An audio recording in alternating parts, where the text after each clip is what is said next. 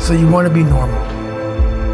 So you just want to be like everybody else that roams the world, not knowing the power that's in them. Being fine with being mediocre. You're going to go back to who you were, huh, David? So for the better part of 26 years, my mind was in charge of me. Yeah. Which is why I made all these horrible decisions.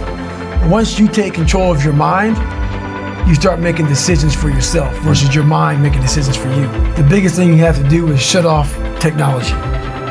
You have to go dark. What I mean by that is you have to be quiet in your mind. Get away from people. We love being around people. We love talking. We love parties. We love all that shit. It's okay to be alone. It's also okay to be unhappy. It's okay to be unhappy sometimes, man. It's okay to say, you know what, man, I'm fucked up.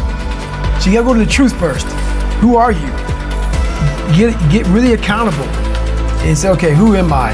What's the truth about me? Get to that dark place in your mind. Figure out, it may take months, it may take years. Figure out your purpose.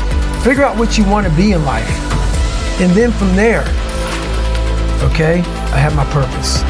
It may take a long time. No one knows their purpose because it's too loud. Find your purpose. From there, all right, you gotta start planning. People love the planning phase because it's very comfortable. And then from the planning phase, you gotta go to execution. So the execution phase we all hate because that's where the real work begins, and that's when the failure happens, and the failure. But you know, that's kind of how you have to do it. Every day is a battle because your mind wants to choose the path of least resistance. Every day. But you don't become better by ever doing that. You become normal. And I don't want to be normal. So it may not be a life for everybody, but I find a lot of peace in not being normal in my life. If you could define happiness for you, what would that be? It's overcoming yourself. Yeah. At all costs, whatever that takes.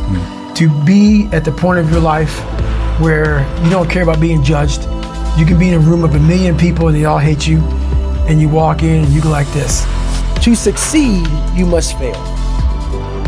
In failure and in suffering, all the answers are in there. All the answers to all the test questions. The test is your life. All the answers are in there.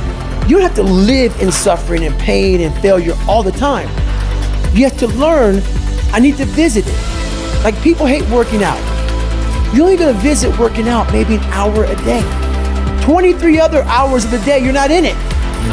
But how you become in shape is you must visit suffering, visit working out 1 hour a day. Visit suffering 1 hour a day. Visit your past failures 1 hour a day.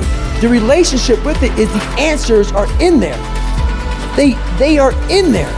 How you become the person you want to be is constantly facing the things that you don't want to face. If you constantly run away from things that you don't want to face, how is there growth? How is there mental toughness? I can give you a class all day long about self-talk, visualization, eat an elephant one bite at a time.